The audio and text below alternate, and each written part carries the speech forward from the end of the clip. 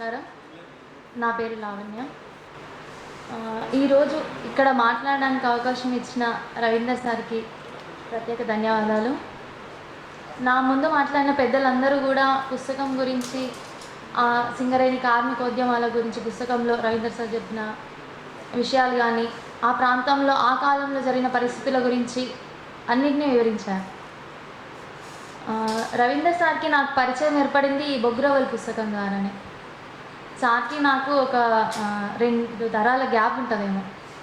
ఆ తరము సింగరేణి కార్మికోద్యమాలలో నిమగ్నమయ్యి కార్మికుల హక్కుల గురించి, వాళ్ళ గని మీద వాళ్ళకు ఉండే కనీస వస్తువుల గురించి పోరాటాలు చేస్తే, ఈ తరంలో నేను ఈ సింగరేణి ప్రాంత చరిత్ర గురించి, రాజకీయాల గురించి, ఉద్యమాల గురించి ఏమాత్రం అవగాహన లేని ఒక ఈ తరం అమ్మాయిని. ఎందుకంటే ఇవన్నీ తెలుసుకోవడానికి అవకాశం ఇవ్వని ఒక టెక్నికల్ చదువులో కూడా వచ్చిన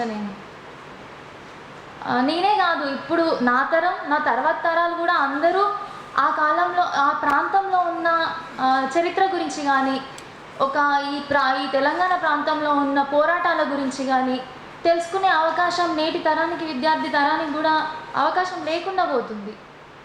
ఇవన్నీ ఎందుకు చెప్తున్నా అంటే, నేను పుట్టింది, పెరిగింది, చదువుకున్నంతా కూడా సింగరేణి ప్రాంతంలోనే. మా నాన్న ఒక సింగరేణి కార్మికుడు. చిన్నప్పటి నుండి కార్మికుల కుటుంబాల్లో ఉండే కష్ట నష్టాల గురించి, ఇబ్బందుల గురించి, మద్యపానం కానీ, ఉండడానికి ఇంటికి సంబంధించిన విషయాలు కానీ, కార్మికుల అనారోగ్యం, గనుల్లో దిగుతారు కదా అంత వేడిలో, వాటికి సంబంధించిన ఆ ఇబ్బందులన్నింటినీ కూడా చూస్తూ పెరిగిందాన్నే. కాబట్టి ఇవన్నీ నాకు కొంచెం పరిచయం ఉంది ఈ కష్టాల గురించి. మా అమ్మ చెప్పేది చిన్నప్పుడు, అంటే మాట్లాడేది అప్పుడప్పుడు.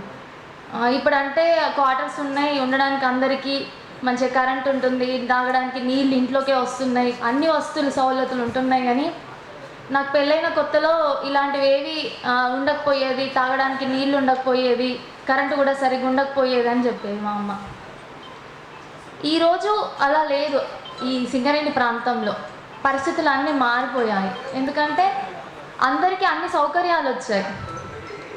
ఈ సౌకర్యాలు అవన్నీ రావడానికి కొంతమంది వ్యక్తుల యొక్క త్యాగాలు ఉన్నాయి. ఇవల్ల ఆ కంఫర్ట్స్ అన్నిటిని పొందడానికి కొంతమంది వ్యక్తులు తమ జీవితాలను పణంగా పెట్టి పోరాడారు.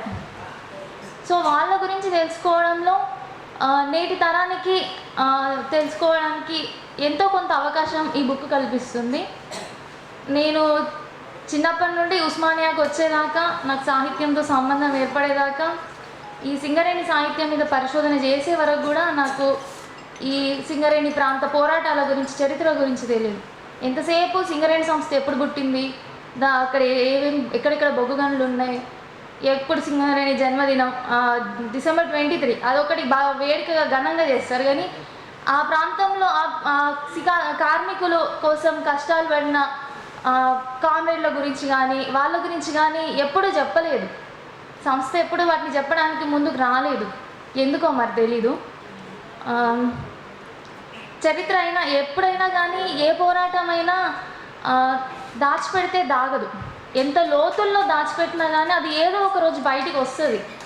ఒకవేళ ఆ పోరాటం ప్రజల గురించిన పోరాటం అయితే దాన్ని మనం బయటికి దిగాల్సిన సమయం వచ్చినప్పుడు వస్తూనే ఉంటుంది. అట్లా వచ్చిన రోజు ఈ విజయం అనేది ప్రభుత్వం, పాలకుల వైపు కాకుండా ప్రజల వైపు వస్తుంది. అట్లా ప్రజల వైపు విజయాన్ని మళ్లించే క్రమంలో వచ్చిన పుస్తకమే ఈ బొగ్గురవ్వల పుస్తకం. ఈ పుస్తకంలో రవీందర్ సార్ తన కార్మికోద్యమ ప్రయాణాల గురించి చెప్పుకున్నాడు. కార్మికోద్యమ ప్రయాణం అంటే ఆ సింగరేణి ప్రాంత ప్రజలతో తనకున్న అనుబంధం, కార్మికుల హక్కుల కోసం చేసిన విప్లవోద్యమం, ఈ ప్రయాణం అంతా కూడా సింగరేణి పోరాటాల ప్రయాణం. ఈ పుస్తకాన్ని చదువుతున్నంతసేపు కూడా నాకు ఆ ప్రాంతానికి ఒక గత కాలానికి ప్రయాణం చేసినట్టు అనిపించింది. ఎందుకంటే నేను అవన్నీ చూడలేదు కదా. నేను పుట్టినప్పటి నుండి ఉన్న పరిస్థితులు వేరు, పుట్టక ముందు ఉన్న పరిస్థితులు వేరు. అవన్నింటినీ దగ్గరుండి చూసినట్టు అనిపించింది. చాలా అనుభవాన్ని నాకు దగ్గరుండి కనిపించేలా చేసింది. ఎలాంటి అంటే, ఉండడానికి ఇల్లు లేకుండా గుడిసెల్లో, మురికి కాలువలు, పందుల మధ్యలో ఇల్లులు వేసుకొని కార్మికులు పడిన కష్టాల గురించి చూపించింది. గని మీద అది తాగడానికి గొంతు తడుపుకోవడానికి నీళ్లు లేకుండా ఉండే కార్మికుల కష్టాలను చూపించింది. తర్వాత వాళ్ళ రక్తాన్ని చెమటగా మార్చి గనిలోకి దిగినా కానీ సరైన జీవితాలు లేని మనుషుల్ని చూపించింది. అంతకంటే ముఖ్యంగా ఈ పరిస్థితులన్నింటినీ మార్చడానికి కొంతమంది వ్యక్తులు చేసిన పోరాటాలు ఉంటాయి కదా, అవన్నింటినీ చాలా స్పష్టంగా ఈ పుస్తకంలో చెప్పారు. ఆ పోరాటాలు చేసిన వ్యక్తులు, వాళ్ళ త్యాగాలు, వాళ్ళు ఆ త్యాగాలు చేసే క్రమంలో ఒరిగిన ప్రాణాలని మాత్రం కన్నీళ్ళతో కొంచెం అస్పష్టంగానే చూపించింది. ఎందుకంటే చిత్రహింసలు పడి ఒరిగిపోయిన ప్రాణాలను కొన్నిటిని చూస్తే ఎవరికైనా కొంచెం మనసులో మానవత్వం అనేది ఉంటుంది కదా, కన్నీళ్ళు రాక మానవ్. అట్లాంటి వ్యక్తులు ఆ ప్రాంతంలో ఉన్నారు అని నేను పుస్తకాలు అంటే సాహిత్యం, సింగరేణి సాహిత్యం చదువుతున్నంత సేపు ఆ పుస్తకాలన్నింటిలో కూడా ఎంతోమంది అమరవీరులు ఉన్నారు అందులో. ఇంకా ఈ పుస్తకంలో సార్ తన కార్మికోద్యమ ప్రయాణం అని చెప్పుకున్నా కూడా అదంతా కూడా నేను సార్ చెప్పాడు, నేను ఇంతవరకు ఏ పుస్తకం రాయలేదు, ఇదే మొదటి పుస్తకంతో రాశాను అని చెప్పాడు. కానీ అది ఎలా ఉందంటే దగ్గరుండి ఒక ఎక్స్పర్ట్ రచయిత రాస్తే ఎలా ఉంటుందో దగ్గరుండి తన కథని మనకు చెప్పినట్టుగా ఉంది. అంటే మనం సార్ పక్క నుండి తన ఆత్మకథ చెప్తే ఎట్లా ఫీల్ అవుతామో పుస్తకం చదువుతున్నంతసేపు కూడా నేను అంతే ఫీల్ అయ్యాను. చదువుతున్నంతసేపు ఆ ప్రాంతంలో ఉన్న మనుషులు నాకు కనిపించారు. ఆ మనుషుల కోసం పోరాటం చేసిన వాళ్ళు, ఉద్యమాలు అవన్నీ కూడా నాకు ఈ పుస్తకంలో కనిపించాయి. ఎలా అంటే ఆ ప్రాంతంలో బొగ్గు ఎక్కువగా ఉంటుంది. బొగ్గుని వేడి చేస్తే నిప్పు అవుతుంది కదా, అట్లా పోరాటాల సెగ దాకి ఉద్యమంలోకి వచ్చిన కొంతమంది కార్మికుల యొక్క సెగ నిప్పు రవ్వలు ఉంటాయి కదా, అవంతా కూడా ఆ ప్రాంతంలో వెదజల్లబడ్డాయి. ఇంకా వెలుగునివ్వడం కోసం, ఆ ప్రాంత ప్రజలకు వెలుగునివ్వడం కోసం ఆ నిప్పుల కొలుములో మండిన కొంతమంది వ్యక్తులు ఉంటారు కదా, అలాంటి నిప్పు రవ్వల గురించి చెప్పిన పుస్తకమే ఈ బొగ్గు రవ్వల పుస్తకంగా చదివినంతసేపు నాకు అట్లా అనిపించింది. ఇంకా ఈ పుస్తకంలో చాలా సందర్భాన్ని నా ముందు వచ్చిన మాట్లాడిన పెద్దలు చెప్పారు. పుస్తకంలో ఒకటి ఉంటుంది ఏంటంటే కొండను, ఇక్కడ కొండ ఉంది కదా, దాని పక్కకు ఒక బొందలాగా ఉంటుంది. దాన్ని ఎట్లా పూడ్చాలి అంటే అంటారు, వేరే ప్లేస్ నుండి తీసుకొచ్చి మట్టి పోస్తే పూడుకోబోతుంది కదా అని. అట్లా ఎందుకు, కొండనే తవ్వి పక్కకు వేస్తే రెండు సమానం అయిపోతాయి కదా అని చెప్తారు. అంటే ఈరోజు ఏ దేశంలో అయినా ఏ ప్రాంతంలో అయినా కూడా ధనవంతులు ఒకవైపు పెరిగిపోతున్నారు, పేదవాళ్ళు ఒకవైపు ఇంకా కిందికి అణచిపెట్టిపోతున్నారు.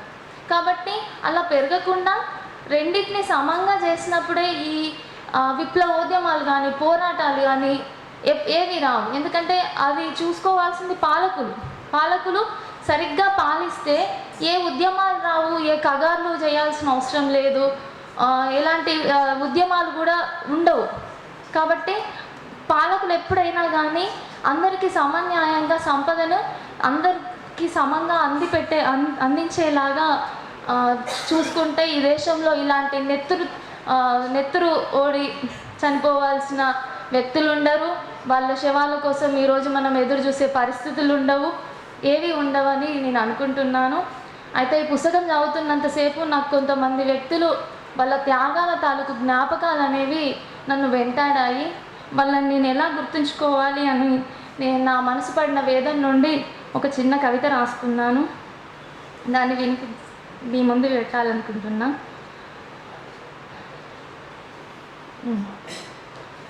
రక్తాన్ని చెమటగా మారుస్తున్న వాళ్ళ కోసం తమ రక్తాన్ని ఇచ్చిన వాళ్ళు, చీకటిలో ఉన్న నల్లని సింగరేణి బొగ్గుకు ఎర్రని రంగుల నద్దిన వాళ్ళు, కష్టాన్ని తూకంలో వేసి చుక్క చుక్క చెమటకు లాభాల్లో లెక్కలను అడిగిన వాళ్ళు, మట్టిని నమ్ముకున్న మనుషుల కోసం మరణాన్ని దోసిళ్లతో ముద్దాడిన వాళ్ళు, వెలుగులను ప్రజలకు పంచడం కోసం ఎగిసిపడ్డ నినాదాల నిప్పు రవ్వలు వాళ్ళు, చెమ్మ స్పట్టినోడిదే గని తట్టా ఎత్తినోడిదే సింగరేణి అని నినదించిన వాళ్ళు, పాలకులను భయపెట్టిన వాళ్ళు, పని చేసినోడికే పట్టం కట్టిన వాళ్ళు, ఈ మట్టిలో పుట్టిన ప్రతి బిడ్డకి అన్నలు వాళ్ళు, అమరవీరులు వాళ్ళు. ధన్యవాదాలు. Thank you Lavanya sir.